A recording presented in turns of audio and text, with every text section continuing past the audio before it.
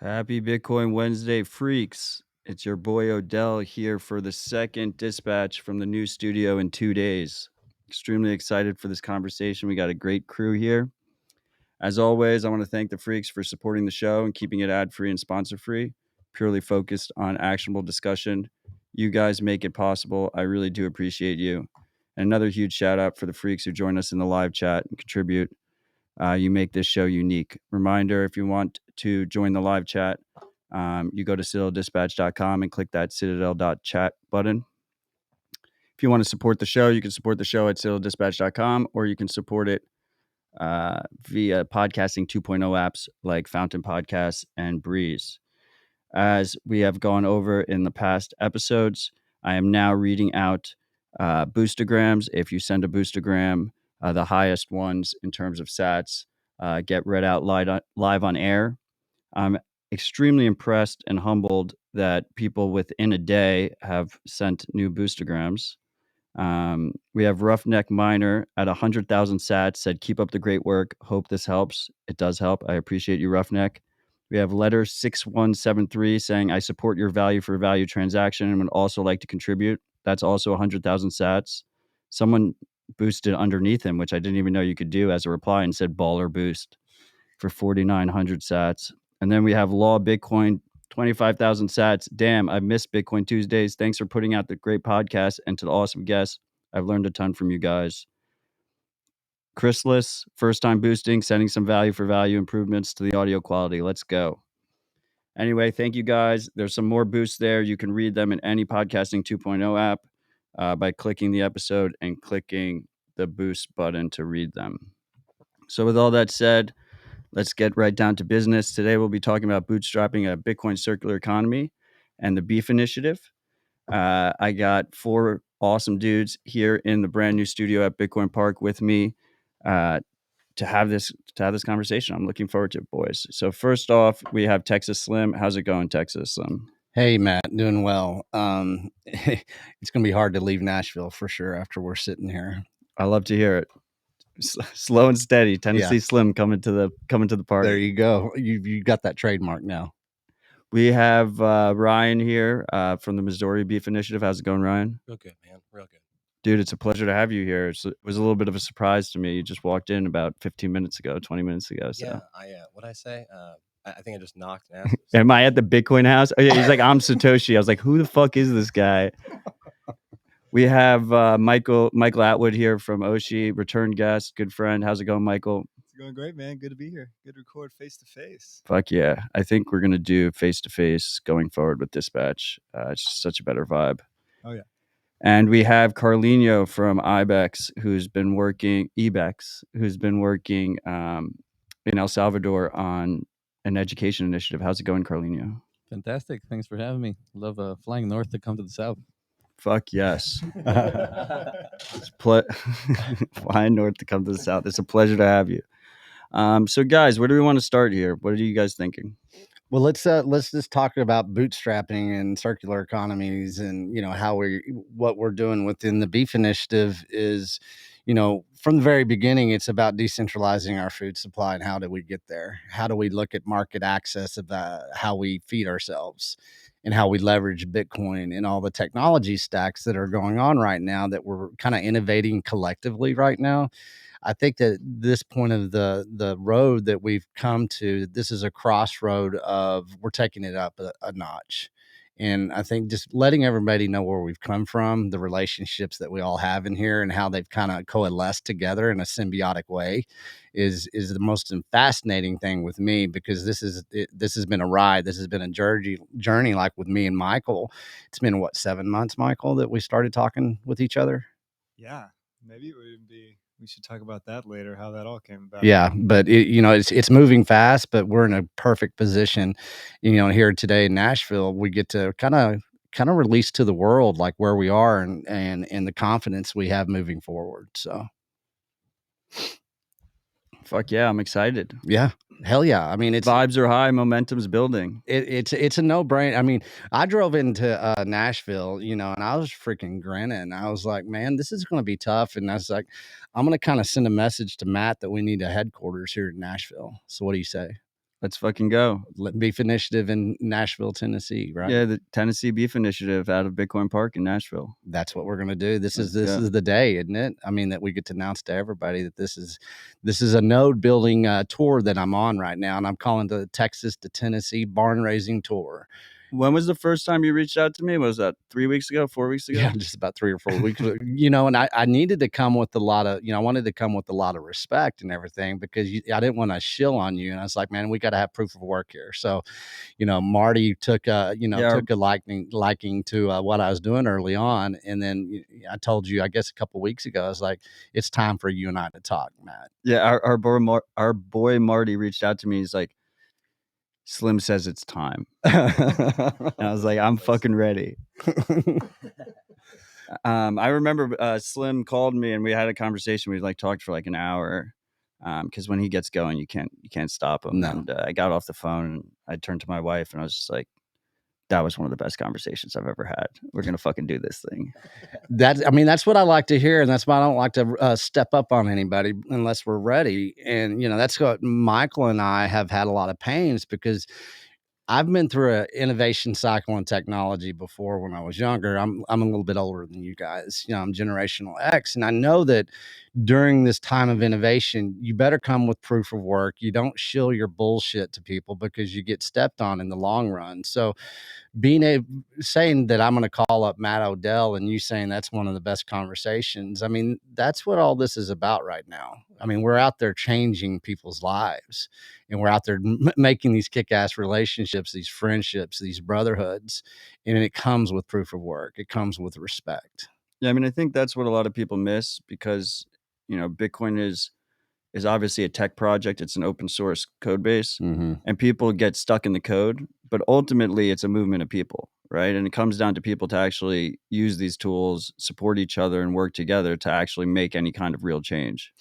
And that with what I do within, ranching itself, within agricultural cell, you can't be successful, living a device screen life. You can't do it. You have to. And my motto was from day one, let's go shake some ranchers' hands. And that's same with Bitcoin. And what you guys have done here in Nashville, this collective of spirit that's basically built out this fascinating building that we're sitting in right now is about looking at people eye to eye, face to face, shaking hands, meeting people from all over the world and, saying, hey, let's build this circular economy based on this ethos.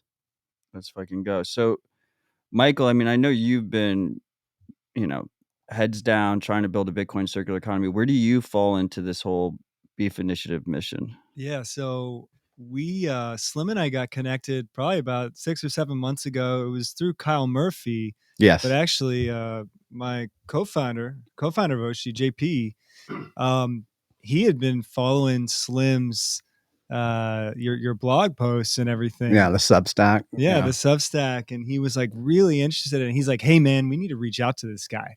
We got to reach out to this guy. We got to get him like plugged into Lightning and like get him like, we're creating Oshi and it's like, we need some beef. Exactly.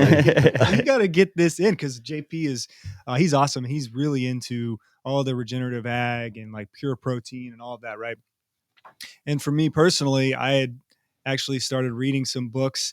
I got like shilled, different regenerative ags and like stop treating your soil like dirt. And like, I totally got, ranch pilled in a way. And I was kind of on the beginning stages of that journey. And then Kyle Murphy was like, hey, I got someone you need to talk to. And JP had reached out to you like the day before that too. We were finally like, all right, let's do this. So then, yeah, we chatted. We had a long chat. And from there, it was literally like, all right, I'm doing proof of work. I see you're doing proof of work. Yeah, let's get move forward. This thing rolling. Like, let's branch out here. I was predominantly focused on small businesses, small, medium-sized businesses. I wasn't going out and shaking farmers' hands. And that's the beautiful thing about Bitcoin. It comes in from all different directions. And, collectively, we can all make this happen. I love the phrase, shake your rancher's hand or shake your farmer's hand. It's infectious and viral. Like as soon as you said it to Marty, he wouldn't shut up about it. Every episode, every time, every conversation it didn't have to be a recorded conversation. He just would always just drop it into like just having a, I'm like, oh, I'm going down to Florida. He's like, you're going to shake your farmer's hand in Florida? Just throw it in there. It's funny. I remember there's a couple of phrases that I came up with, and it reminds me of my childhood in West Texas, hanging out with farmers and ranchers. And if you did not know how to shake a farmer and rancher's hand, you got your ass kicked. And so, and it's very definitive because it teaches you have to look at people in the eyes and you have to show some respect. You can't hide behind anything when you're talking to somebody like that. So, I came up with harvest of deception, shake your rancher's hand, source of the seed, why do you desire what you desire? And if you go through that sequence of phrases, they're all starting to stick in somebody's mind now. And it's kind of a jumping off point. Yeah. And like Marty and I went down. So Slim introduced us to Cole. I don't remember exactly how that introduction happened or what way it happened, but then we went down there and he shook his rancher's hand. That was the first moment, I think. It was. That was the moment. and it was cool. Cole showed us around the ranch. I got him set up with OpenNode at the time to accept Bitcoin payments. And we paid in Bitcoin right then and there.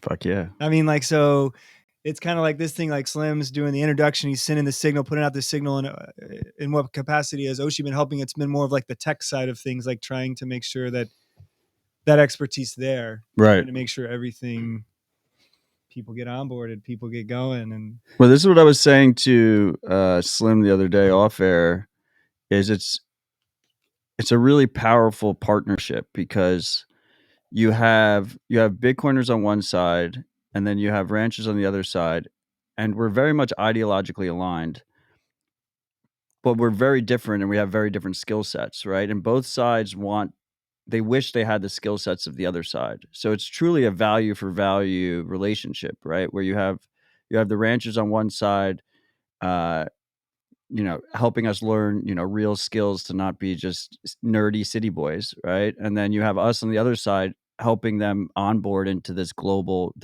economy that's independent of corporations and governments. And the mesh of the two is insanely powerful. That's what I saw in the very beginning. And that's how I was able to reflect on my childhood, knowing that how a rancher thinks, how a rancher has to operate within the system in which we've, kind of evolved into. One thing that, and I think a lot of Bitcoiners are finding this out, and you saw it, especially with that statement right there. You had that moment of clarity that they think in a decentralized way. They have to survive. That Bitcoin ethos is already in their mindset. And so once we can learn how to bridge that gap, in the beginning, that's what the Beef Initiative is. It's a bridge. It's a bridge into those two parties that are trying to be involved with each other. They don't quite know how to do it. So let's build that protocol that we can actually start understanding together, and we leverage each other's expertise, their heritage, legacy moving forward, innovation, technology stacks. Everything does come together, and it all goes basically down to the soil, down to the cow itself, the animal itself. And here we are. And I didn't know where it was going to go. I just said I was going to buy a freaking cow with Bitcoin and go take it across Texas and share it with my friends. And this is where we are right now. So we're selling beef through freaking Beef Initiative with Bitcoin. We have proof of work. And what's cool about this is Cole yesterday on air, he says, man, I've traded beef for a full Bitcoin. He's a full Bitcoiner now. Whole coiner. Whole coiner. Ryan, I want to pull you into this conversation. So how did you get connected with Slim? What's your story? So I was recapping this the other day. It was January 8th. Curry went on Rogan and name dropped him. And I was in the middle of a week. I had taken a week off my job. I'm a sales manager at a car dealership. And I had taken a week off for me and my wife to see if we could feed our family without grocery stores, So we were coming out. I got 2 kids. I was just hyper aware all of a sudden. My responsibility didn't end at the grocery store, So I took this week off and I was like driving around our rural community. I live very city life in a rural community, and realized how hard it was. There's lots of signs with eggs for sale, but without that relationship there, when do you stop and get the eggs? They're not home. They've got a day job. whatever that is, you end up with no eggs, or you end up at Dollar General, which is Right. usually what happens. So I reached out of trying out at the time. I was kind of scrambling to build a little supply chain for my family. I kind of established this milk route between me and a dairy farmer, and so I was running twice a week, illegally delivering raw milk Yeah. to Outlaw. Milk smuggling. to my family and friends. And I was kind of using. We got Jason Bourne over here. Yeah, right.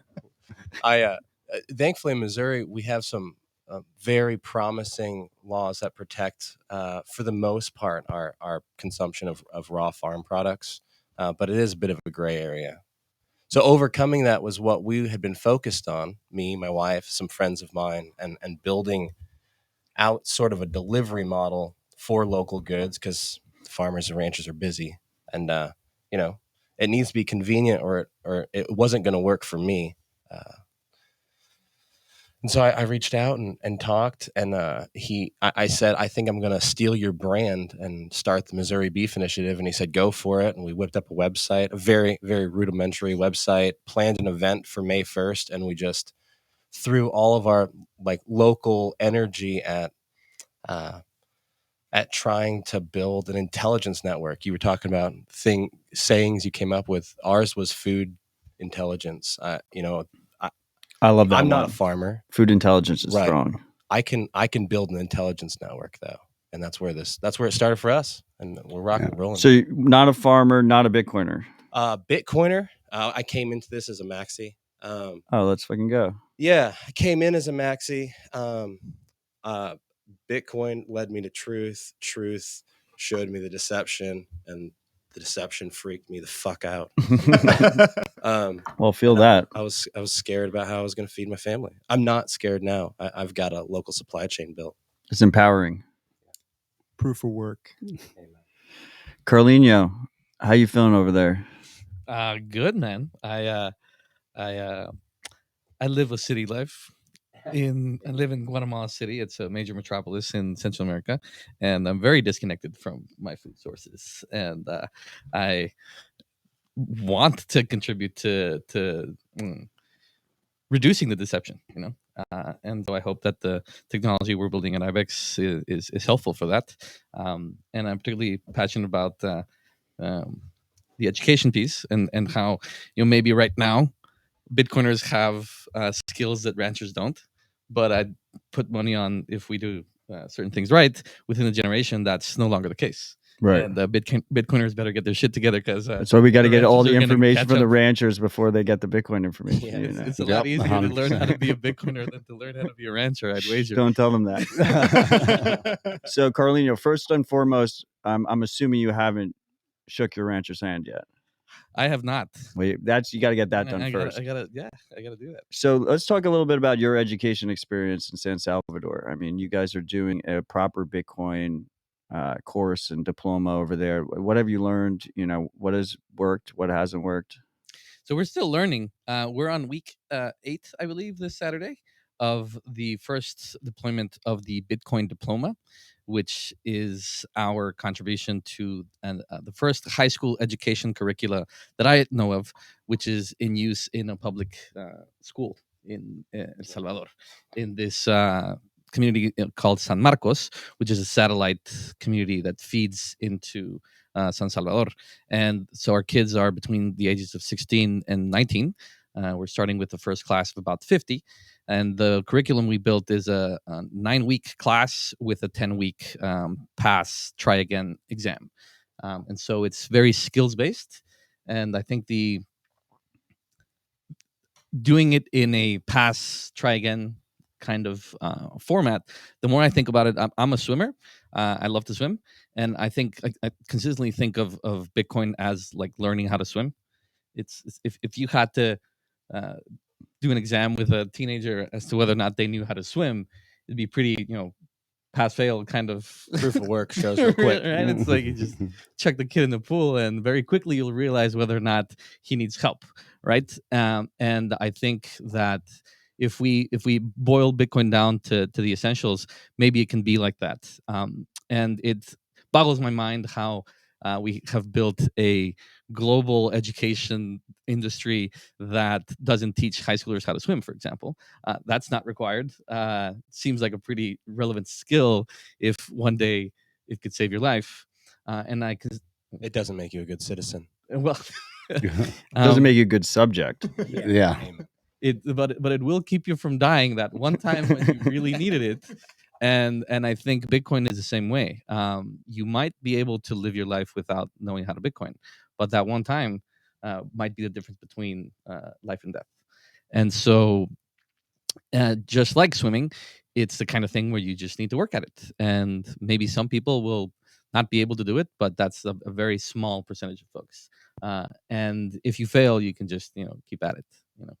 So that's what we're focusing on, and hopefully the example that we learned from in El Salvador will give us you know the base to launch it in a much more global way, so that anyone, particularly young kids, can just pick it right up.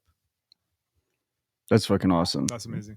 Yeah, I love the education part of it. I mean, we've talked at Matt, you and I keep on talking. Usually we're ending our sentences with education. Always. It always comes down to the education. It is, and people kind of look at education as it's a pain in the ass, but actually education into you know um, to cow pilling and to Bitcoining. It's a fascinating. I like ranch pilling better than cow pilling. Well, that is Yeah. that's what happened yesterday on the recording with Cole and Jason, and coming from the ranchers themselves, They like cow pilling? they To- like cow To pilling. me, it sounds like I'm drugging cows. I know Like, exactly. like the cow wasn't watching his drink, so I like to put something. What we're gonna do, we're starting it right here. We're gonna have a contest. Is it gonna be ranch pilling or is it gonna be cow pilling? Well, the market will decide, but I think Exactly. ranch pilling is going to win that one. I hate to I say like it. ranch pilling. Cole said cow pilling, but I think he's just been too busy right now because he's opened up a processing center. So he's definitely learning how to cow pill in a different way. So we'll see if it's ranch pilling or cow pilling. But anyways, going back to the education side of all of this, what we're gonna the most important thing is, I tell everybody this is a lifestyle within the Beef Initiative, because you're getting closer to the source of your seed of nutrition. And it's something that's based on heritage, tradition, and all kinds of different legacies that have come before us. We get to leverage that, and we get to kind of project it into the future and be the modern day rancher. And the modern day rancher, gets to ranch pill, cow pill, everybody else. There's a symbiotic educational series that are going on here that is 100% natural. And what it is, it's based on proof of work. It's based on, like, the swimming. That's experiential training is what that is. And we have to bring that to Bitcoin. We have to bring it to the ranchers. And how we do that is, it seems like it's a free flowing apparatus that we're developing here. Yeah, I would say it's critically important, obviously, the education. And then I think sometimes we forget, whenever we talk about education, oftentimes we just think about like speaking, talking at someone. Yeah. We're really good at that in Bitcoin, for sure. Like, we are really good at that. Like, Shout out to Bitcoin Twitter. yeah, shout out to Bitcoin. Like, we will never shut up about Bitcoin, but I think we forget, like in kindergarten, it's show and tell. That's also how you educate people. So you got to show them. Like, you have to be like, hey, look, let me send you like 10 sat, whatever. It doesn't matter. Things like that, I have noticed, in talking with business owners and talking with their staff, it makes it so much more simplified for them. Like, it's real. Mm-hmm. And they're like, oh, I can. Yeah, there's almost like a laziness that has swooped into Bitcoin a little bit, where in the early days of Bitcoin, it was always, okay, let me send you your first sats, let's play around with the wallet, get comfortable with it. Now it's like, oh, go to this website and deal with it yourself, right? Rather than hold their hand for the beginning, at least for friends, family, people that are in your local community. Like, person to person is insanely powerful. And it just makes people so much more comfortable because they're not just looking at like a faceless website. Yeah, insanely powerful. I mean, and maybe it's because maybe people in general have just become a bit more lazy. And I'm not talking about like the Bitcoin community. I'm also talking about the people who we are trying to shill this to. Yeah, I mean, we were talking about this yesterday.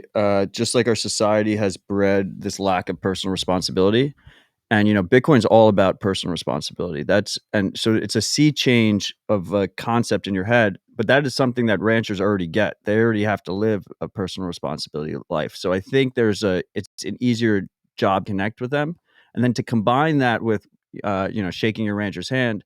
There's also just people have gotten less social or less confident. I don't know, like the idea of like before I heard the shake a rancher's hand, the one I liked was firm handshakes. Firm handshakes is a meme, and a lot of people don't give firm handshakes. They don't look you in the eye. Mm. And it's a symptom of the societal issues that have compounded over and over. And everyone needs to get rewired to this personal responsibility, to this personal connection kind of situation, and that's not going to be an easy process. Like, that will take time. No, and it brings up a good point. Whenever I was in technology in Austin, I was doing some work for telecommunications. Our company had gotten bought out by telecommunications, and I got basically assigned to do a project. It was during time that we're having more devices in everybody's hands, and one thing that I was decided to do was write a research paper on the division of interpersonal communication skills. And that was about in 2004, I believe. And since then, we're close to whatever 20 years.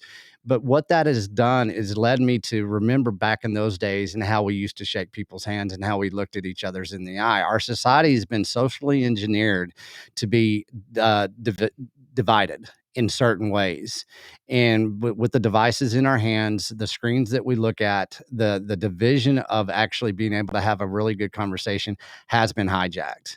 And to be able to do that hardwiring, rewiring, that reset, the best way to do it is going out there and shaking a damn rancher's hand. I mean, but people Wonder how many times we're going to say that. well, we're gonna, yeah, it's trademarked, I guess now, huh? But what we have to remember is, like, you ask somebody, there's an intimidation factor there, and if you can overcome the intimidation factor and kind of stand on your 2 feet with some freaking confidence and grow some balls and go out there and make some new relationships, all it's going to do is better your life. It's going to educate you, and you're going to go down a freaking a roadmap that's only going to make your life better. And us Bitcoiners have to take that freaking responsibility. I mean, it is about accountability. It is a sense of intentionality that has some agency to it right now. Because if you're in Bitcoin and you really think that, no matter how good of a Bitcoiner you are, how educated you are, if you're leaving out food, market access, and how you're going to get market access to feeding yourself and your family, and you're not bringing food into the conversation, guess what? You're going to get left behind, and this is going to start playing out. And that's what I think people are starting to see, especially in the Bitcoin community.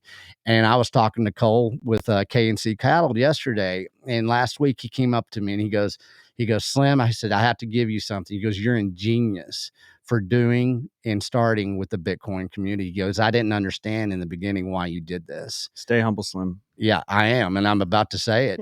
And he said, "How did you do that?" And I said, "Man, I just know how much that you guys needed a voice, and the best voice that we can give are these guys in the Bitcoin community, because what they believe in is truth and honesty and proof of work, and that's exactly what you are." And so it was something that was it was a compliment coming from a rancher, and that meant the world to me. I mean, that means a lot whenever you have a rancher that's got your back.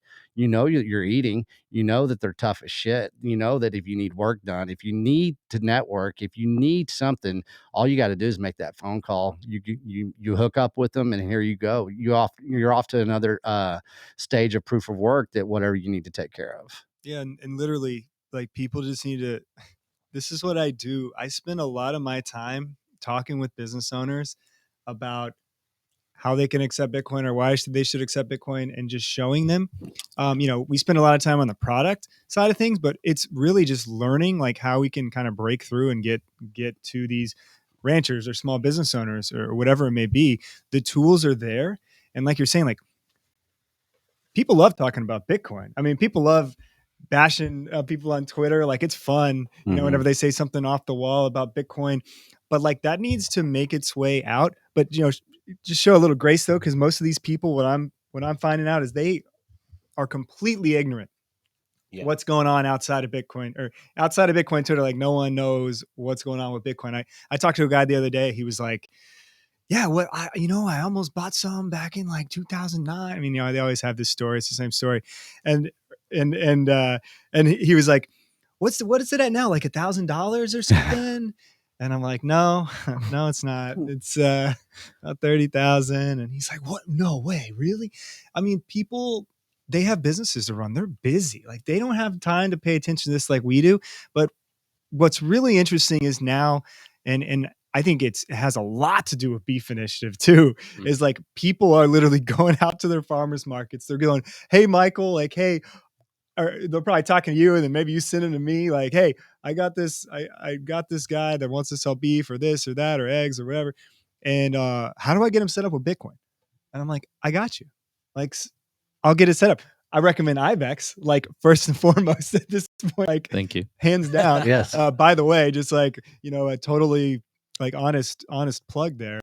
And yeah, so that's just something that I highly recommend. Get out there. Yeah, and the one of the you mentioned the social engineering about how to keep people from having honest conversations. Mhm. I think one of the main tools that at least the financial system has used is the idea of complexity, and like talking down, especially to folks that haven't had access to higher quality education, of you can't understand this, like this is beyond your grasp. This idea of finance is something that's only reserved for the elites, essentially. That's where the importance of just dispelling that complexity and saying, make sure, shake your rancher's hand, and hopefully take the opportunity to show them that they can just write down 12 words and protect their value and their family's patrimony and build generational wealth.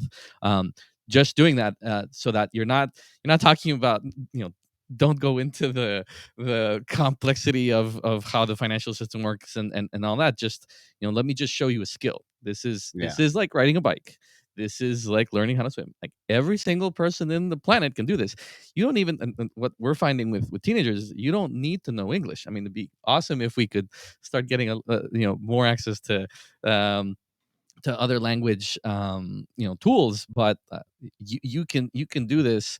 And there's, like I was saying earlier, there's actually a much higher threshold or barrier to entry for Bitcoiners to become ranchers than there is for ranchers to become Bitcoiners. So shake that hand and try to bring them along and just cross that chasm. That's really just a mental barrier that's been built up by this engineering, and it's just one person at a time. Yeah, and another important thing to remember is when you go out and you shake a rancher's hand, you're offering a relationship, an economy. That's what we're talking about. We're talking about building our own economy because the fiat one's collapsing. And so, if we're going to do that, it's not, you go shake your farmer's hand, and then you go shake it again, and you go shake it again, and you start buying your groceries from that farmer. Eventually, that's what we're talking about, right? You're building rapport. You're building a relationship, and eventually, I mean, the idea is you're not going to be orange pilling ranchers. You're going to be one half of a ranching economy, a farming economy in your local jurisdiction. And when that happens, you are the customer. You're the client of choice. Of course, they're going to accept Bitcoin. They're going to accept whatever you want to compensate them with, because I'm going to tell you a secret. You drive down the road and see signs that say eggs for $2.50. It costs more than $2.50 to produce those eggs. Those people don't have that sign out there because they're trying to make money. They want to sell eggs. They want you to come. They want to participate in this economy. Let's build it for them. Ryan, I love the passion, but every time you tap the table, everyone's ears are hearing that. Thank you. Thank you, Matt. And like, real quick, going back to the education, and Bitcoiners are really good at explaining what Bitcoin is, generally speaking, but I've come to find out that they're actually really bad at saying, here's how you actually get set up. Because personally, what I think there's a bit of apprehension if they go into a place and they say, hey, do you want to accept Bitcoin, or do you accept Bitcoin? Can I pay with Bitcoin? What if they say yes? Yes, we would love to. We just don't know how. What I'm finding, like by just talking to a lot of very wholesome, amazing Bitcoiners, is like they don't know what to do. Mhm. They'll go, oh, you download like you can do Blue Wallet or like Moon Wallet, and Moon Wallet for like a farmer's market or With 2 U's. that's amazing. Moon Wallet's great. But if you have a business, like you're walking in some coffee shop and you have employees and you have there's other like needs. And so I just think that this like wave that's coming right now, this momentum that's being built, and I'm seeing it. Maybe this is like Bitcoin circular economy Twitter. Maybe it's like another sect of Twitter. Yeah, you're in a little bubble. Yeah, I'm in a little I'm bubble. in the bubble with you, But but I'm seeing it. Like I'm seeing people like say, hey, like I want to accept Bitcoin. How do I do it? And like crickets. Like nobody. And it's like, so we have obviously Oshi has been instrumental in, at least in the American circular economy momentum that we see happening. Like you download the Oshi app and all of a sudden you have that nice map. I mean, I'm against giving location permissions. You don't have to, but if you want to, you get the little blue dot. Me and Michael have talked about how people like the little blue dot showing where they are and where you can spend Bitcoin. We have our boy Pedro in the chat, on the Matrix chat, and I worked with him through Bitcoin Magazine because we had, for the big conference in Miami, a big aspect was trying to really highlight Bitcoin as a circular economy tool. And there was this Bitcoin Bazaar, and we created a one pager on how to onboard, just the straight steps, and was using Moon Wallet with 2 U's, like how to start accepting Bitcoin without a trusted third party or minimize trusted third party. And then he took that and he made a whole flyer that you can hand out, you can print and you can hand out at farmers markets, because farmers markets seem like a very ideal place to start here. And that is available at bitcoinforlocalbusiness.com. So you go there, it's all open source. You can make your own changes. They have it translated in multiple languages through different contributors that have done it. I know Pedro speaks Spanish, so I think he did the Spanish translation, but I'm pretty sure there's other translations there.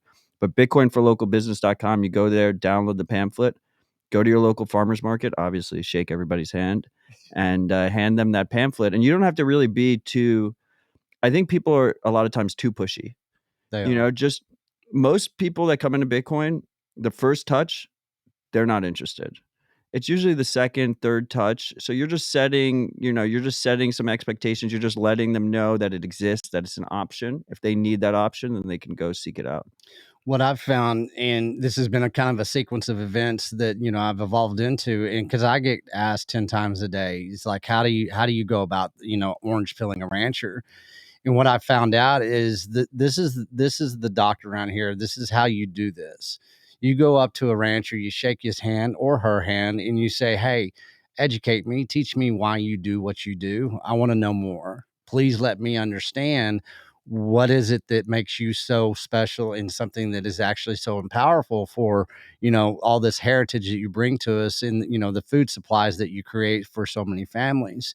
Once you allow them to educate you first, if you have a rancher that's solid within what they do, their protocol is basically stewarding the land and the cattle themselves, the animal themselves, they're going to be very proud about what they're going to say. They're going to be very humble, of course, but they're going to educate you because they put 24/7, 365. That's all they do. They're up at 4 o'clock in the morning. They stay up till 11, 12 o'clock at night, and they do it all over again. They don't ask for a lot of fanfare. So once you find a rancher that will speak to you and educate you, guess what? All that conversation leads into decentralization of thought, and then it all leads into Bitcoin. You don't have to talk about Bitcoin. They start talking about Bitcoin in their own way. Then that's how you approach Bitcoin. You never have to go up to a rancher and say, hey, do you accept Bitcoin? That is the worst thing that you can do. And it's not anything. It's just, we're learning as we're going. And if you can take that approach, it's kind of a very good social engineering way to bring a lot of positivity to their lives, to where they go, holy shit, now I understand why you're shilling me this damn Bitcoin, because you know what? They've been living this way forever. And I always tell everybody moving forward from on here, we're going to have a legacy rancher that's been doing this for 4 decades. He's going to understand Bitcoin, and he's going to innovate Bitcoin more than a lot of Bitcoiners are. And once we can understand and untap and uncover all of that hidden food intelligence that these ranchers bring to the table, they're going to innovate even more moving forward within the beef initiative. And that's exciting because you look at, Cole Bolton, you look at Jason Rick out at Rick Ranches in Colorado. I mean, these guys are innovating with the soil, and they're already innovating within the Bitcoin itself because they're leveraging Bitcoin in 2 different ways, 2 different ranchers, but how they're accessing and how they're obtaining Bitcoin, how they're leveraging Bitcoin. One's a VP of a bank. The other one is a first generational rancher. But guess what? Now they have customers that they're going to have forever, basically in their regional communities. And I always tell everybody, if you have a rancher and you're not sending them Christmas cards every year, then you don't know that rancher well enough. And as Ryan was saying, it's that intimate type of relationship that basically, what is that bridge? What is that bond? Well, it's the decentralized thought. It's the decentralized respect. It's basically having that protocol of both the ranching and Bitcoin itself. So, I mean, Slim, you brought this up. I'm kind of curious on your opinion. Is it all right to send a Christmas card 2 months late? Because usually me and my wife, we have the desire to, but it always comes late. Like we always send them out way late. Well, it depends on what you say on the card, right? I guess that's Merry Christmas in February. Yeah, exactly. You send it 2 months later, the price of Bitcoin has gone up dramatically. Right. He said, buy Bitcoin. There you go. Depends on, We're really bad about that. Yeah, we actually made this card 2 months ago. We just forgot to send it. But don't send a rancher a NFT of a cow. How's that? Oh, no, Or a Christmas card? we would never do that. No. Just a late Christmas card. That's There all. you go. That's all that matters. And that's like, there's so much confusion around. I mean, I've had business owners like, well, do you also do like Doge? I'm like, no, but I don't have to, but they're just genuinely curious. Mhm. Like they just don't know. And that's totally fair and reasonable. Like I said, they're Let me busy, give a so, comparison yeah. right here. Okay, most ranchers, of course, now, farmers, ranchers, they have a phone, right? Okay, they carry it around. Sometimes they're taking a picture of, what they're doing on that day. Well, for those hours that I said before, they don't have these devices in their hands. Some of them might be, freaking cattle report on Right. AM radio. Some of them might be doing a podcast. They don't have the amount of time that a lot of us in this centralized world that we're still maneuvering around. It's a different world. Until you know that world and can respect that world, that's whenever you understand how you can communicate what you're trying to communicate and what you're trying to educate. And once you can kind of understand that there are people out there that are living in the past because they have to be detached from all this noise because they have so much that they're accomplishing every day, to where if they went in there and did amount of research that we all have done in the Bitcoin space, they wouldn't be ranchers right now. So once again, that's our ownership, that's our obligation and our privilege to be able to go out there and communicate to them in the right way. And as far as moving forward, what Michael and I have done right now, and this has been like the last 6 or 7 months, how do you onboard? How do you do this? And it's been a tough battle because what we have to do now is Michael has designed a referral code. And what it is, it's going to be something that, within Oshi, I'll be able to share a link to anybody right now, and they can take this referral code that I'm going to launch tonight after we get done with here at the new Bitcoin Park, is that anybody across the freaking nation now can take this referral code from the Oshi app that Michael has designed and engineered, and they can go out there and do exactly what we've been talking about. And as far as how mine is kind of set up, it's my profile. It's Texas Slim. And what people need to understand, exactly what they see tonight is exactly what they can do for themselves. They can brand themselves so they can go out there and help the rancher save their brand as who they are. So, I mean, me and Michael have gone back and forth on this. Historically, I've been very anti-ref link. Mm-hmm. I mean, particularly in the grander crypto industry, it's usually used to encourage the shilling of bad projects. Mhm. You see like the influencer types on Twitter will just if anyone gives them a ref link, like that's their favorite exchange, or that's their favorite project, or that's their favorite whatever the fuck they're shilling. Michael has convinced me that there's positive elements to RefLink. The only RefLink I've ever shilled was my Oshi RefLink. I did feel a little bit dirty afterwards, but that was an accomplishment on his part. Michael, you want to talk a little bit about, because we were talking off air about people not wanting to spend Bitcoin and that these different incentives. I mean, you have Sats back, you have the RefLinks, like how they are actually kind of building this momentum and pushing us forward. Yeah, so I guess first I'll just talk about the ref link and the from the perspective where Slim's coming from. So right now we're basically like, hey, if you don't know how to get businesses set up to accept Bitcoin, like I've been doing this a long time. I've played around with all the tools. Like I know the tools. Oh, if you're an e-com business, all right, use this. If you're just a small mom and pop shop, use Moon. Like if you're literally at a farmer's market and if the business is open, you're there, and if it's closed, you're not. Like, or sorry, if you are there, it's open. If you are not there, it is closed. Like you run the show. Yeah, use Moon. Like there's all these different tools. But always on versus not always on, Yeah, basically. yeah. So a lot of people don't know that, and I guess I've been a little too humble. Like I didn't realize that a lot of people didn't know that. So what we started doing is we're like, hey, just give them this link. They're going to fill out a little form and we're going to contact them and we're going to hold their hand. We'll do it for free. If they get on Oshi and they want to promote their business on Oshi is just a tool for that.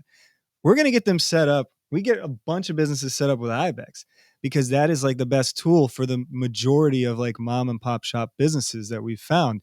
If they get on Oshi, great. If they don't, cool. I just got a business set up. And maybe whenever they're ready, they'll want to promote that they accept Bitcoin, right? And so, in which case, if they get on Oshi and you give them that ref link, like that email is going to be connected to you as an individual. So if that business starts selling stuff on Oshi, you're going to get a commission off of that. So we're just trying not to incentivize people to shill Oshi, but to incentivize people to shill Bitcoin To and get onboard businesses merchants, to right. accepting Bitcoin, right? And then from there, it's all about the incentives. I think. I mean, the credit card industry, 2010, there was only 5% of people like online commerce, which is what kind of the majority of those payment methods were for. That early on, there's only 5% in 2010. So the credit card companies were like, we got to pump these numbers up. Like, so they Wait, so started. you're saying 5% of what, global or American transactions So were in the credit US, cards? in 2010, only 5% of retail commerce transactions were done online. And I would say like, the 2000s, like 2000, 2010 majority, I mean, I feel like majority of people were using the credit cards for online commerce. Like we started seeing Amazon like boom. Because you can't pay with cash online, period. Right. Yeah. And so it was just 5% of sales though. But, back in 2010, now it's about 15, which still isn't very high. So it just You would goes. think it was higher. Yeah. You think it was high. I mean, people are still using their cards everywhere. Right. We Like see at this businesses point. going cashless, card only. Right. But it's not like an actual online transaction. So the thing that how I view it, these cards had to incentivize individuals to like drop the cash and basically make sure that Visa and MasterCard and card issuers and payment processors got a cut out of every single transaction everywhere. Not the 5%, but they want to get that 95%. They want to get the rest. So they used incentives. You swipe your card, you get 1% back. Maybe you get 2% back. Maybe if you get 10 cards and you pay it off every month and you spend 300 on this card this month and 1,000 on this card this month, we'll give you an extra $100. Like they trained us because I mean, whenever the cards first came out, the experience wasn't very good. It is now. It's pretty damn good now, but it's very costly too. It's costly for the business and the consumer is just paying more and getting a little sliver back in rewards. With Lightning, what we have the option to do is to use that same incentive structure to like weaponize Bitcoin evangelism. Like we can say, hey, look, get this farmer on. I mean, in theory, like instead of, you can get a little bit of that cut instead of Visa. You can keep it local. You can keep everything local, right? So that's just kind of how I view it. I mean, we have to do incentives. People don't want to spend their Bitcoin, and if they have their debit card that's getting 1% back, and It's if you like tell the them, bare minimum. You have to hit that 1% threshold. yeah, and I think personally, I think it's gonna have to be higher right now. People that are always using their cards, they're probably not gonna like just start using Bitcoin if they get 1% back. But fortunately, businesses are always running promotions of some sort. And instead of doing a discount, I mean, you've been sats pretty back. aggressive with it. I've seen some businesses give like 50% sats back. They were aggressive. That's just what they wanted to do. That's up to the individual business. Yeah, it's not me. No, it's them. I mean, occasionally we'll do something special. That's a flip of the script, right? Because like card companies, it's always it's top down. The card company picks what your Exactly. rewards are. So, and again, it's almost like, no, don't worry though. Like these business owners can give you like coffee points and Right. square stars and all this bullshit that no one wants, right? And they lock the businesses out of that, right? It's top down currently, but we can do this bottom up. These businesses want to run promotions. I go to a business, they do like, if you spend like, I guess $50, they'll give you $5 like in their own credit. That's 10%. Like Right. Visa's not giving 10% on shit. Not at this small business, right? They want to do that. Lightning can empower them and give them the option to do that, right? So Oshi's just a tool to help usher that along. We're not the payment provider.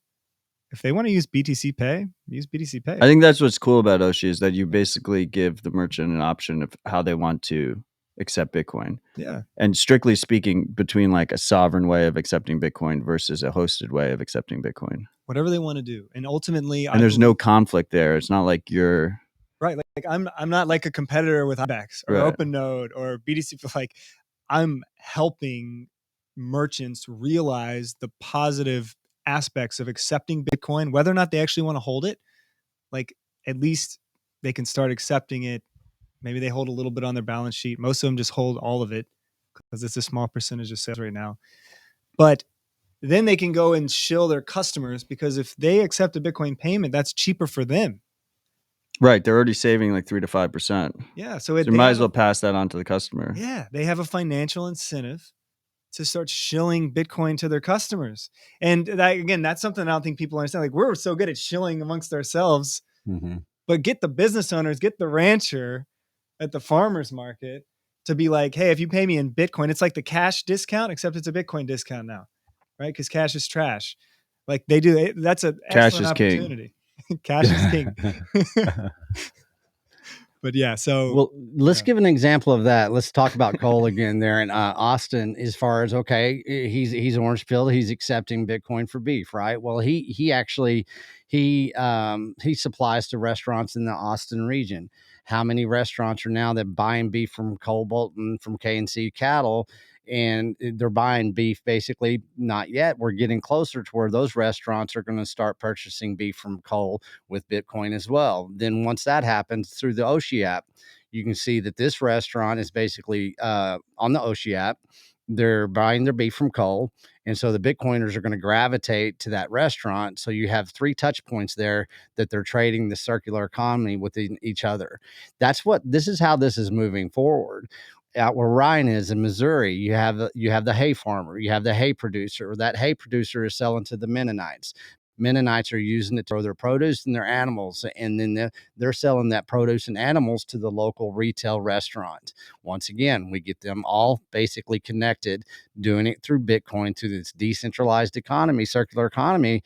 It's a no-brainer. I guess the last piece that's missing there is the rancher being able to buy his supplies in Bitcoin. Exactly. Feed stores.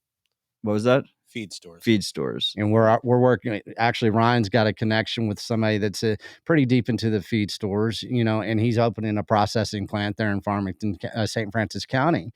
And we just met him. What was that? The day before yesterday, 2 days ago? Monday. Yeah, Monday. And this is starting to transpire. That's what's, I told you guys last night at dinner of that little, what's going on in this county of Missouri. It's going on everywhere. We're at the cusp of this. And that's what's exciting. And once we get the visual in people's heads about market access and how market access works from the ground up to retail to wholesale to retail to consumer, market access is something that is never talked about enough. in how they're actually attacking market access to animal protein and just food in general right now, this is the best defense that anybody could hope for as far as being the producer or the consumer or the retailer. I'm just curious, what do you tell folks that are afraid of the volatility? I tell them that Apple's volatile. I tell them that Amazon crashed 8 times and they lost over 80% of their value. Everything's volatile whenever you're going through innovation. It's basically understanding, in detaching, let's detach from Wall Street, right? And understand what, Bitcoin really is. It's that store of value that they don't understand, but their grandfather understood it. The store of value of a cow was used to be in the land, or it used to be in the cow. And then what the store of the value and most of a lot of ranchers across the United States is right now? It's in the USDA insurance policy. So at the end of the year, they're having to file an insurance policy because they didn't break even. That's volatile. A drought is volatile. Our money and hyperinflation, that's volatile. Bitcoin's not volatile. It's a store of value that basically, if you have the time preference, the patience, and the education, you're not going to call it volatile. Yeah, and for businesses that are only accepting just a very, very small percentage of their sales in Bitcoin, Yeah. like, Well, look at Cole. I mean, he has the right to not tell how much but he's accepting Bitcoin. So all these Bitcoiners have been buying beef from him, which is fantastic. Well, okay, he just announced yesterday he's already got a full coin. Okay. Well, if he only wanted to go in and do that 2.7% credit card fee, then that's fine. And that's his, he has that capability and the opportunity to do that. And he's not giving that 2.7 to the credit card companies. If that's their foot in the door as far as learning how to operate within it, then that's who you start with. And that's the mentality and the whatever they are within their understanding. So there's so many different ways. If it's 10%, if it's 50%, these ranchers have to keep on building a business, but leveraging that percentage that they can decide for themselves instead of somebody like the USDA insurance policy. Carlino, how do you see the volatility question?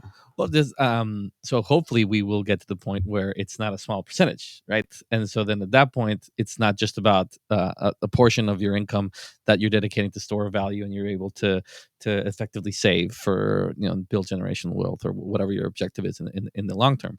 But so in the short term, if that amount of your income does start to increase, if your expenses are in dollars, then you do need some kind of exit or conversion service, right? So I'm just wondering how you see that play out.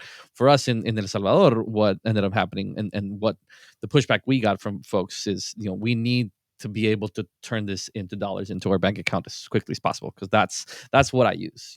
I use my checking account, I use cash, and if it's in my bank account, then I can use it, right? And Visa is offering me that, right?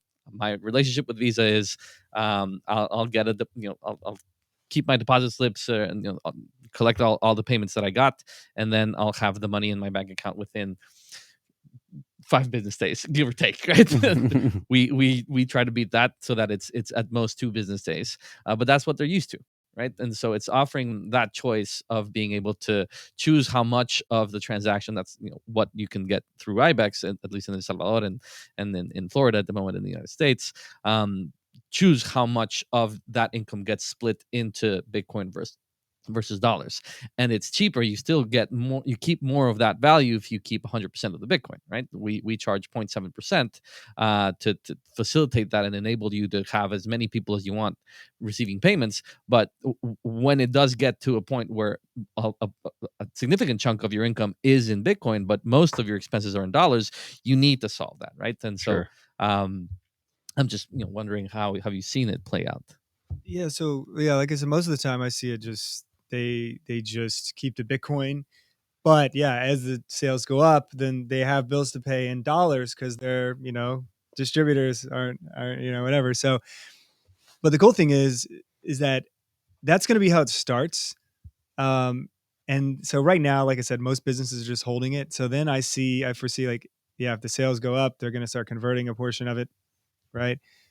But then that means that more and more businesses will be accepting it. So then it's not so much like, look, I mean, what am I supposed to do with this? Like in their mind, I hold it, and what if a bunch of different businesses are accepting it? Then people really have an outlet. Oh, maybe you can pay your producer in Bitcoin, and you don't know what percentage he's converting back to dollars, if any. It doesn't matter. At the very least, they can understand. I mean, it does matter, but at the very least, for now, it's like they can just save on fees at the very least. Like, and if that's what orange pills them, sounds pretty good. There's definitely two things here, right? Because the first thing is, Bitcoin is a incredibly scarce asset going through its adoption phase, right? And as a result, you see a lot of this short-term volatility. But as time goes on, as more people start using it, as more people start adopting it, not only should the purchasing power increase, but it should become less volatile. It should become more stable is a funny word because, pretty much nothing in our world is stable, especially not our money right now, but it should become the most stable money we've ever seen. That's still a long way, a little bit off, and then the other side is kind of what Michael said, which is, what percent are you actually bringing in Bitcoin? And I've seen this firsthand because I kind of kept one foot in the fiat world for a while. In the last 2 years is I've basically become, 99% earning in Bitcoin. The majority of my earnings is in Bitcoin. And I would be lying if I didn't say, fortunately I have a cushion, but I'd be lying if I didn't say like it hurt more this drop, even though this drop is less percentage wise than other drops I've been through. But going from 69,000 to, I don't know, that one day we went to 25K or whatever, I was like, damn, I'm poor now. It's just like, and fortunately I had that cushion, right? But if you don't have that cushion and 100% of your earnings are coming in Bitcoin, you got to be careful. You need to do some risk management there, right? And I also wanted to say there's an additional danger to that, at least in terms of what I'm seeing in El Salvador, is that that's a need, and when the market needs that, in the case of El Salvador, when they were forced into it, Yeah. right? What has resulted is, and what the government chose to do was to offer this instant conversion into dollars on a government wallet, which we refer to as Chivo dollars, right? And so, if Bitcoiners aren't thinking about how to solve for that from the get go, Right. someone else will, and there's probably going to be a centralized solution that will kind of take over the market if the adoption is so fast that there's not enough time for decentralized solutions to pop up for folks, right? So that, let's say a rancher knows a guy that's willing to, pay his supplier's bill for a Bitcoin discount, right? It's like if those relationships aren't built in advance of when that wave of adoption comes in, suddenly what happens is you have this essentially monopoly of a centralized service providing that for folks. And that's, I'm just here to caution that I understand why in the case of El Salvador you kind of had to have that, but the reality that now what we're struggling with is, I go to a gas station. I was just there like 10 days ago.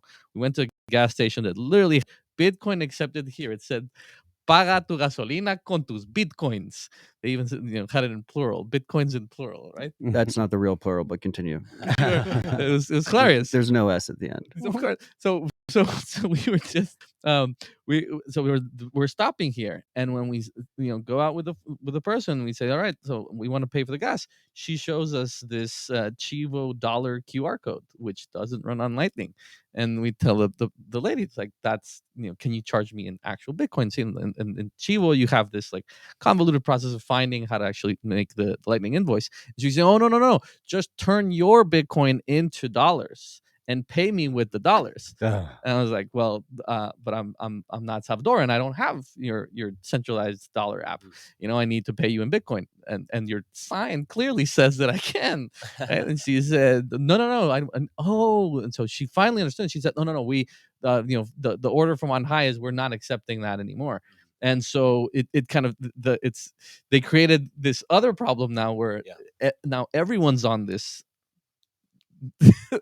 dollar Chivo system, and because of this volatility Sure. need that everyone had. And so now we have the additional barrier of now I have to explain to this person and re-educate them that that's not Bitcoin, that this other thing is actually Bitcoin, right? And so just a cautionary tale that if adoption happens too fast and you're not thinking of those problems and looking at ways of leveraging that decentralized network to create solutions for them as they happen, then maybe there will be this like other problems that Sure. I'm not saying they're worse. I'm just saying it's an interesting it's a new problem. That's one of the reasons why I like how you guys structure your fees as well, because it's like, look, if you want dollars, go through the KYC. It's a pain in the ass. You're going to get charged higher. But if you want Bitcoin, you can just paste in your on-chain address and there's no KYC and it's really cheap to process the payment. That's why with Oshi too, like we have all the different providers because we want to make sure that businesses have the option to like, so that because there's a lot of lock in the traditional system. Like you have your bank, your Well, that's why it's pretty noble of Carlino to say that, right? Because IBEX is one of the centralized dollar providers, right? So it goes against their lock-in, where like if right, like that is you're almost saying like we don't want to become one of those centralized providers, but we can offer you that option if you want to. Of course, yeah, we want to create the incentives where people actually use Bitcoin, right? Right. Like it's if you push people into Bitcoin, then we hope naturally that'll happen, right? And it's a natural incentive. and some folks would tell us but if you educate people, they'll end up on BTC Pay server and they'll set up their own node, and it's like that would be fantastic. Yeah. We want our clients to become such Bitcoiners that they're gonna end up creating their own Lightning node and connecting their channel to us and helping us with liquidity. That's also that's why, yes, it's very important that we within the industry understand that we're in this together, right? It's much more important to get everyone on this side and grow the pie than it is to squabble over the scraps that we barely have going around for us, right? So just but as a cautionary tale down in El Salvador, it's if you don't think ahead of the kinds of problems that your rancher is going to face, someone else is going to solve it for them, right? And then it might even be harder to pull them back. Mm-hmm. Yeah, you're right. I mean, that's they deal with all that kind of volatility and manipulation. Everybody always, they have all these concerns about the rancher from the outside looking in. Well, I guarantee you, the rancher knows all the volatility he lives with every day. And that's why they're very powerful once they get that education, because they can see, while they know what true volatility is. And right now, let's look at the cattle industry in the United States. A lot of people don't realize that the last 2 years have depleted a lot of inventory out of our supply in the United States. Nobody's really talking about it because people don't understand the industry.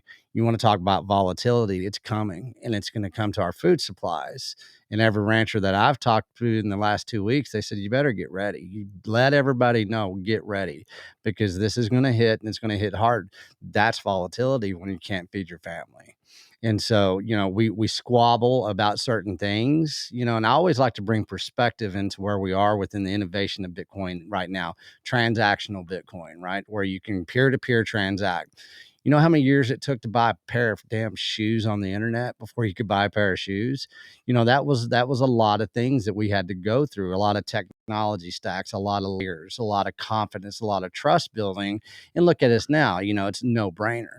In the beginning, it wasn't like that. And so if we can bring that perspective in and identify those touch points that we need to keep on pushing within this wave of innovation, it's going to happen. And, that's why we have these conversations. And That's it's why like we ask these questions. the only way to figure that stuff out Yes. is just do it. Just get your ass Like into that's the it. most important thing about all this. Mhm. Just like get out there, break shit.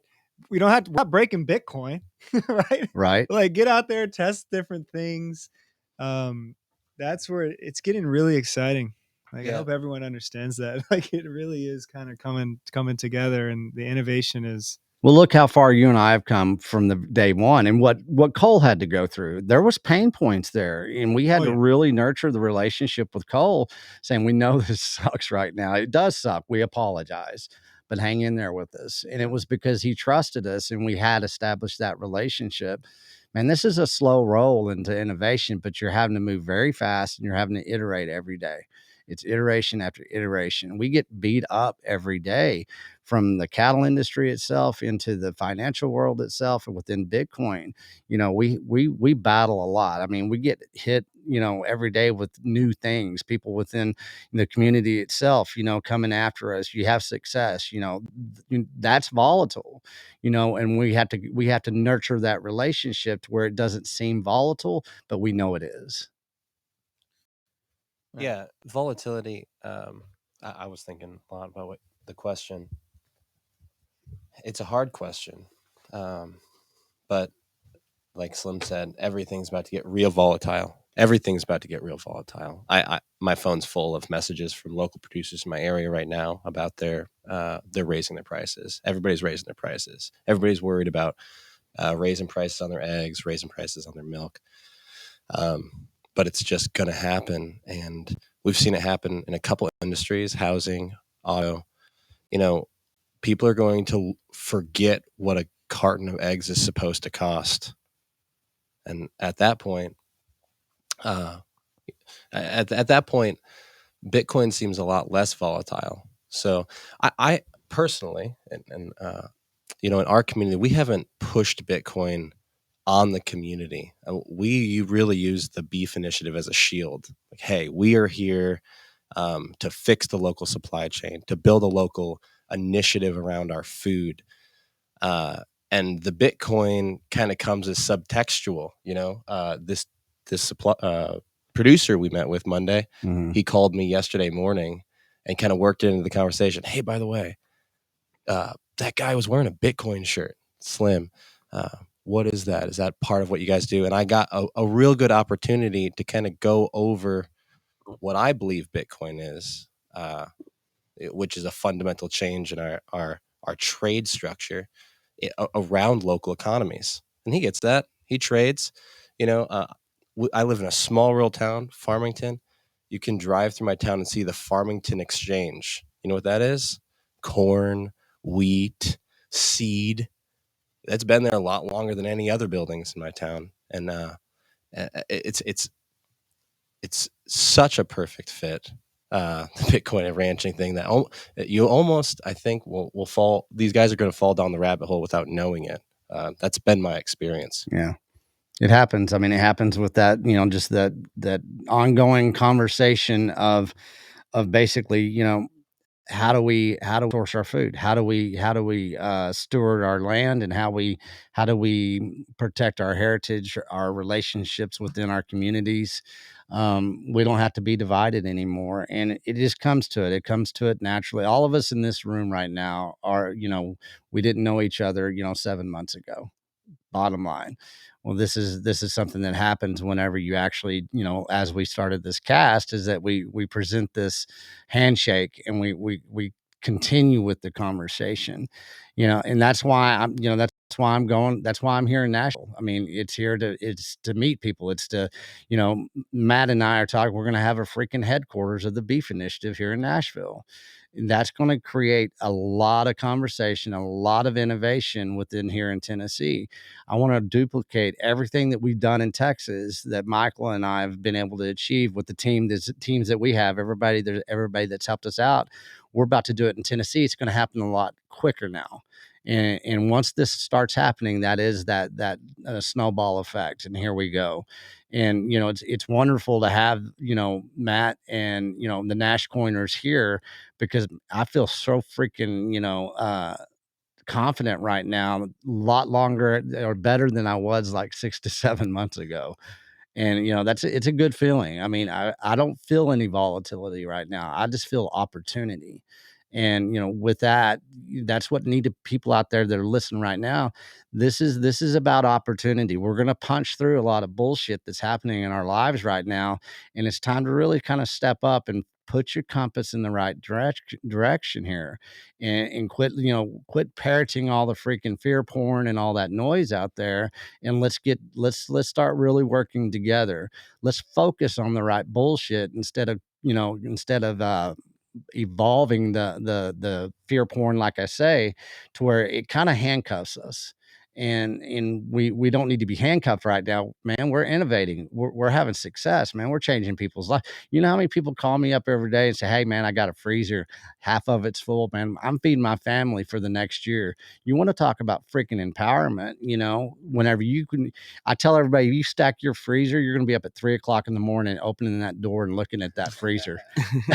And it happens. I'm getting people say, "You're damn right, it does happen." I guess, I mean, that's one way of hedging against Bitcoin's purchasing power volatility, is that if you have beef, I mean, that Mhm. beef will always feed you. That same amount of beef will always feed you and your family.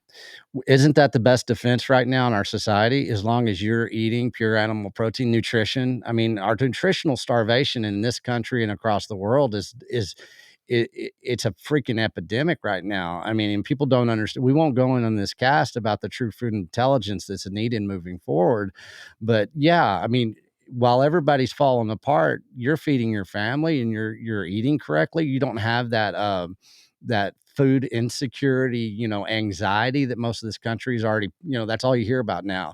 There's going to be, there's fertilizer shortages, there's grain shortages, there's a war on beef. This crap is happening. And if you can have that freezer full, take care of your family. My father has a freezer full. My mother has a freezer full. I have access to 2 other freezers that are full right now. I don't worry about food. I brought, 8 ribeyes here today that we're going to eat for lunch. And so that feels pretty good. Ryan, you got something to add over there? I'm sitting here taking notes. You're right. The volatility is an issue. The notes I'm taking are we're going to build the first circular economy, and the steps there.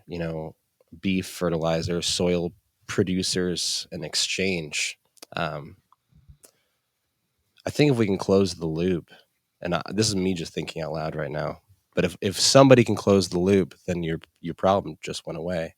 If I can denominate eggs and milk locally, if I can set that price point in sats and advertise it compared to the Fed, I think that'd be powerful. And if you could offer that first circular exchange, I mean, what a model.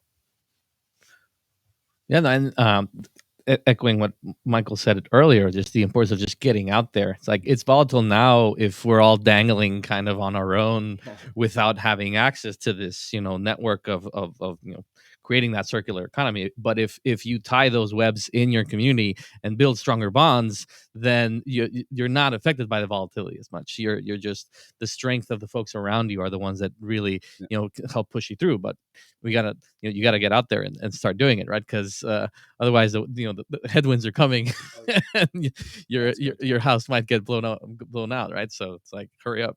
Yeah, let me just tell like a brief story just to give people an idea like how it is important just to get out there. So I was sitting down with the owner of a business in Austin, and we were actually like at another business though. We went to like this coffee shop, the Meteor, and I didn't have any. I wasn't planning on onboarding both of them at the same time, but this business owner was like, "Hey, have you heard about this thing? Like, we can accept Bitcoin and we can do this." And he's like, "No, like, you're going to accept Bitcoin?" And the business owner's like, "Yeah, I'm going to do it." And he's like, "You should do it too." And then he's like, "Okay." So now this particular coffee shop, it's called the Meteor. It's in Austin. We go there every Tuesday morning and evening. And we bring anywhere from like, sometimes it's like 5 people, sometimes it's 20. And they all pay in Bitcoin generally. And now they're going to be accepting Bitcoin for their bike because they have like a bike shop too, because there was a Very bunch. Austin thing, like all the coffee shops have bike shops. Yeah. Now there's a Bitcoiner in Austin who's like, oh man, my bike got stolen. Let's talk to them about accepting Bitcoin for bikes. And seems like they're going to be doing that. I know they're getting. I know they're talking with Annalise from Ibex, I think. And then I went to the barbershop next door, and I'm like, hey, have you had anybody come in? Again, just try to insert it in. Have you had anybody come in here try to pay with Bitcoin? And he just looked at me. He's like, what's Bitcoin? And I was like, all right, we got work to do, man. Yeah, we're still early. Yeah, we're still early. But that stuff spreads. Yeah, I was in Paducah, Kentucky this morning. I was in Paducah, Kentucky this morning and bumped into the city commissioner because I was talking about Bitcoin while I was paying for my coffee at this coffee shop. And we connected. It happens. So, guys, this has been an absolutely fantastic conversation. It's been humbling to be a part of it with all of you. We have Bitcoiners coming in from all across the Midwest and the rest of the country for Nash Bitcoiners later. They're flowing into Bitcoin Park right now. The door just opened with 2 of them. So we should get ready for that. I like to end these conversations with final thoughts. So Carlino, we'll start with you. Final thoughts. I'm just excited about this starting to happen in the United States, because I think it's the shining beacon on the hill has to come from this part of the world, and I'm not surprised that it's going to be from the South and from Texas, and it's just happy to be along for the ride. So let's fucking go. Thanks, Carlino. Michael, final thoughts. Yeah, so I just can't stress enough. People really need to, let's say, first educate themselves on the tools that are available for businesses, whether you're a medium-sized business or a micro business, to start accepting Bitcoin, start playing around with these tools, start getting a feel for them, so that whenever the time comes and you feel is a good time to, shill some Bitcoin payments, you'll be ready. Because there's definitely this wave coming, and I'm seeing it personally, and I sure as hell am not going to be able to do it all myself. Like, I'm sitting here in Austin, like I have so many leads out the wazoo. Like, If anyone could do it himself, it's Michael, though. Yes. like, seriously, everybody, this is a distributed, decentralized movement. This is grassroots, bottom up, not top down. We need everybody to do their part. Some companies even have incentives out there for you to onboard these businesses. So get out there and do it. Awesome. Thank you, Michael. We're going to be putting out content on how to do it. Okay. So am I allowed? I'm going to start a podcast. You're going to start a podcast? Specifically, I would love to come on your podcast. Yes. It's specifically about, not so much about the theory. It's called the B-Commerce Podcast. We have the first episode out, but it's going to be about very practical information for business owners, and then people that want to teach business owners how to accept Bitcoin. How do you hold it? What services can you connect to? What about Shopify? What about, those are really maybe for some really simple like Q&As, but it's powerful. So that's our focus. Just keep an eye out for that. I think that'll be, because we talked a lot, but frankly, we didn't get in too much about literally how. Right. So that's the niche I'm trying to truly, Michael, if I can help in any way, just let me know. Hell yeah. Sounds good. Ryan, final thoughts. Yeah, man, I think our beef initiative in Missouri is real focused on local food distribution in as guerrilla a way as possible. Just decentralized access to your local supply chain. And anybody who's working on that, I'd like to talk to. We need help. We've been doing this for a while. It's a big problem. You can pick up your steaks, your milk, your eggs, but lowering the threshold of convenience is going to be necessary for mass local adoption. We built a stage right across the street from our county courthouse. We plan on being hyper focused on food distribution over the next year. Awesome. Thanks for having me on, man. Dude, it's been a pleasure to meet you. I look forward to getting to know you better and working with you going forward. Hey, Satoshi. Yeah. I was like, this dude. I hate when people. I hate when people introduce themselves as Satoshi. You know how many times I get that? For Satoshi, just to be clear. And then he's like, "Is this the Bitcoin house?" But honestly, it's been a pleasure to meet you, and I'm glad you got to join us for this conversation. Thank you. Slim, final thoughts. Yeah, there's a lot to unpack here. It's not daunting if you can get focused within the Beef Initiative itself. The best place to understand and see and to review what we're doing is just beefinitiative.com. We're of course we're having our second conference in Colorado. It's July 22nd through 24. It's a 3-day conference. It's going to be extremely badass. We have all kinds of great speakers. Go check that out. We just started an educational series for the rancher, and we're directing it right at the why of Bitcoin for the North American rancher. The Texas to Tennessee tour, it starts off today. It's starting right now with this conversation. So it's up and running. Go check everything out. Make your own decisions where you want to kind of jump into the Beef Initiative ethos. And contact us. Come along for the ride. Let's get a Beef Initiative headquarters in every state. You and I, Matt, we're going to be moving very, very fast and very strong with this. And Tennessee is going to catch up to Texas, and it's time to kick it off today.